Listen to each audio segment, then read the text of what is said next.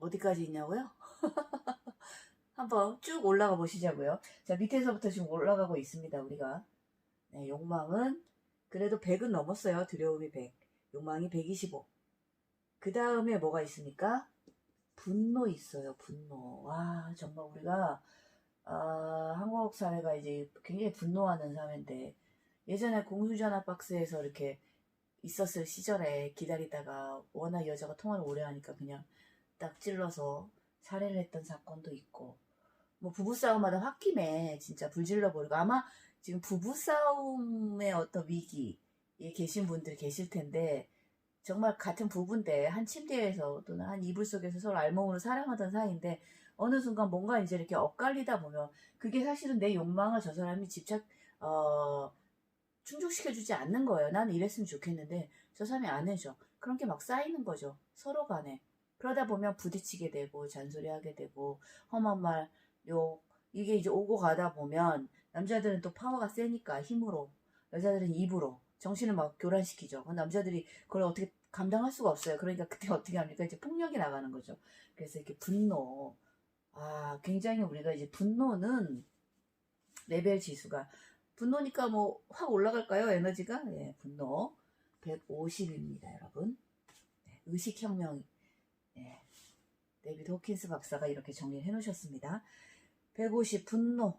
자, 분노하면 또 뭐 좀 밉죠. 미우니까 분노하죠. 예전에 제가 그 대학 동창 선배인데 이제 모임에 갔어요. 근데 자기 남편이 굉장히 그 법조계에 계신 분인데 조금 유명하신 분이에요. 그런데 이제 조건으로 결혼을 한 거죠. 사랑이 별로 없었고. 그런데 진짜 어떤 얘기를 하면 남편을 정말 죽이고 싶다. 그런 마음이 있다.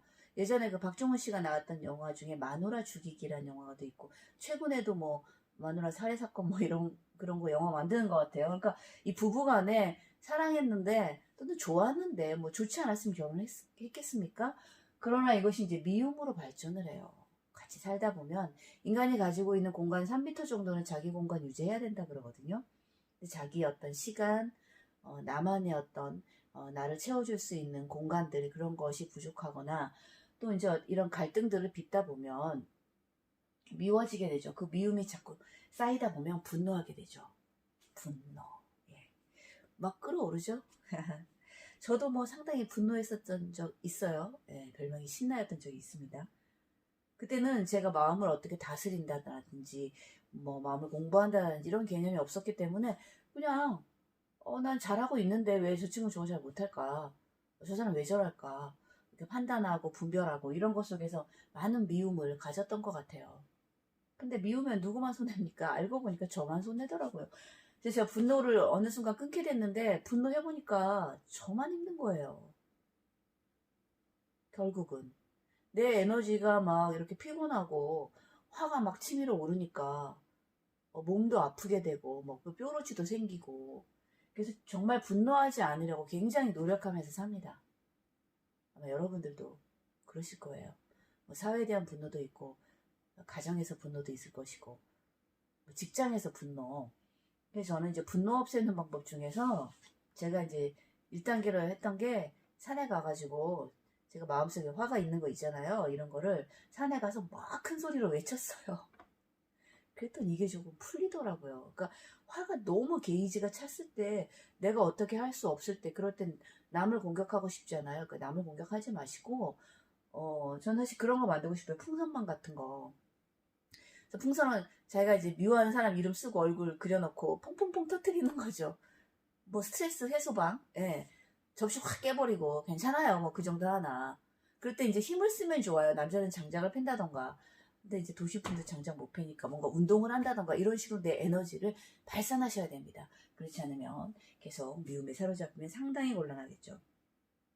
자, 이런 미움이 계속되면 바로 공격하게 됩니다. 이게 이제 행동 패턴이에요. 네.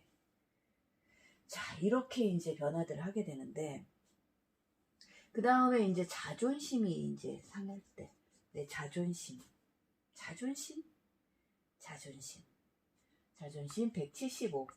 자, 자존심을 상하게 될 때 누군가가 나를 또 경멸할 때, 자존심 상하죠.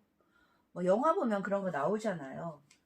진짜 뭐 이렇게 땅에다 끌어 묻어가지고 예전엔 조폭영화, 한국 조폭영화 이게 코믹한 거 좋아했었는데 넘버 3 뭐 이런 영화 파묻어 놓고 그쵸? 뭐 오줌도 누고 뭐 이렇게 뭐 퍼붓고 이러면서 또 모욕적인 발언을 하고 이러면 정말 자존심 상하죠. 특히 이제 부모님들이 아이들에게 하지 말으셔야 될 것 중에 하나가 바로 이런 경멸하는 표현들 자기 자녀한테 또는 이제 부부 사이에 특히 가까운 사이일수록 우리가 이런 표현을 하기가 쉬운데 네가 뭐 잘하는 게 뭐가 있냐? 네가 그거 되겠어? 야야야 넌 쓰레기야. 이런 얘기 너무 쉽게 우리가 좀 내뱉죠. 이런 거 조금 조심하셔야 될 것 같아요. 조금이 아니고 좀 많이 조심하셨으면 좋겠어요. 우리가 레벨을 좀 올려야 되지 않을까요? 왜냐면 이런 상태에 있다 보면 내 마음이 괴롭잖아요. 내 마음이 지옥인 거죠.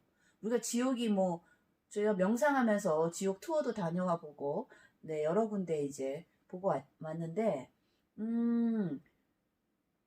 뭐가 있냐면 내 마음이 현재 지옥이면 그게 또 지옥이에요. 그게 이제 까르마들 자기가 지은 행동 여러 가지 이제 것들에 의해서 원인에 의해서 내 마음이 괴로우면 그게 지옥이잖아요. 그렇죠?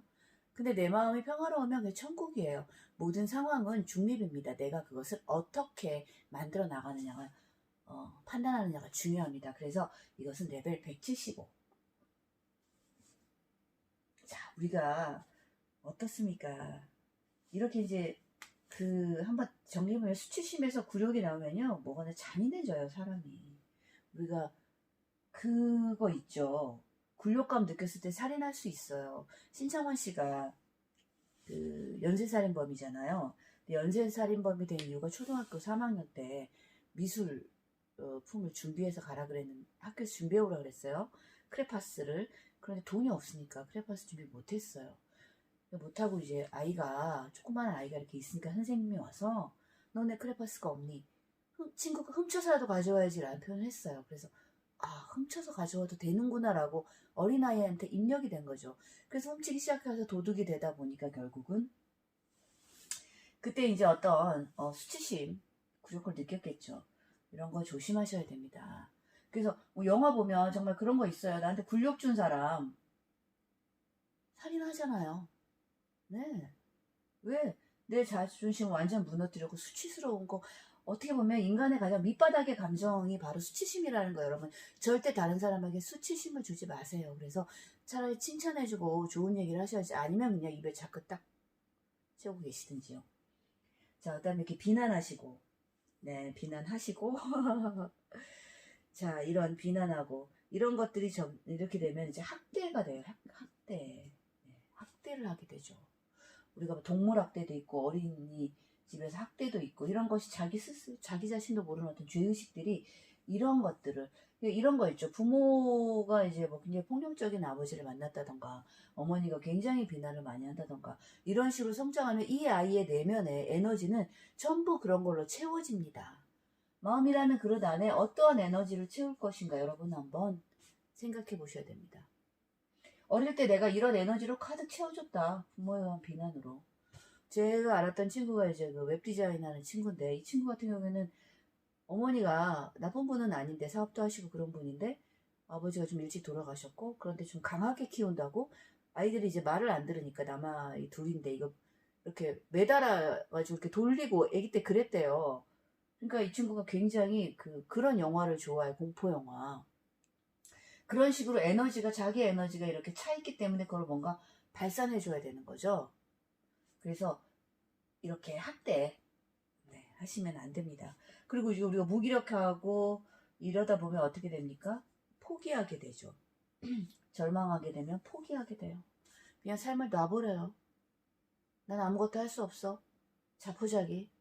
정주영 회장님 이런 얘기 하셔. 주한테 포기하지 마라. 시련은 있을 수 있다. 그러나 우리는 실패는 없다. 계속해서 도전하고 내가 해낸다고 믿으면 된다. 그분은 100% 긍정의 마인드를 갖고 계셨던 분이에요. 그래서 우리가 포기. 자, 이렇게 에너지가 변화하게 됩니다.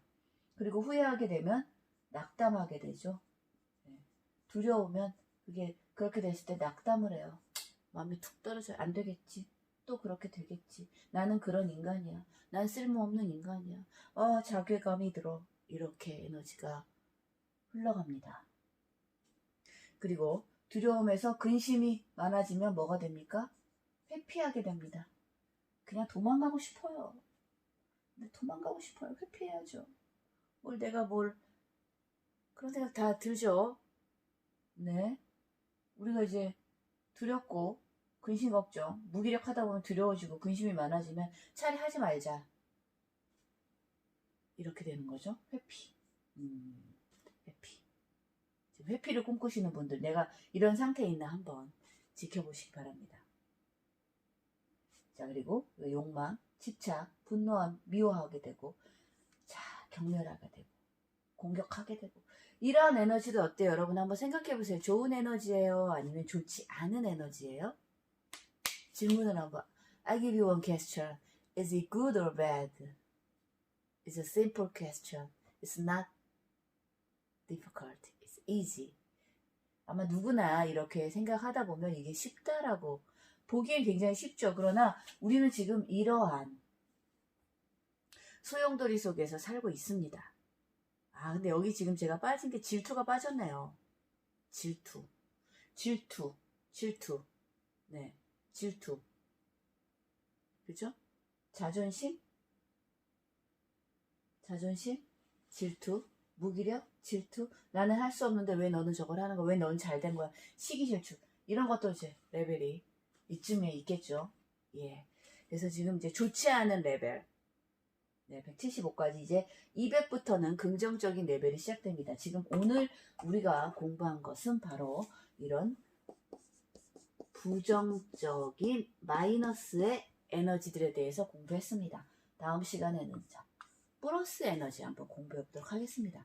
오늘 이걸 한번 보시고 내 마음에 어떤 것들이 차있나, 몇 프로씩 들어있나, 나한테 수치심 있나, 그런 경험 있나, 죄의식 있나, 나 무기력한가, 슬픈가, 뭐가 두렵나, 나 어떤 욕망 가지고 있나, 분노하고 있나, 지금 굉장히 자존심 상하나, 후회하고 있나, 누굴 비난하고 있나, 집착하고 있나, 근심 걱정하고 있나, 이런 것에 대해서 한번 생각해 보도록 하시면 좋을 것 같습니다.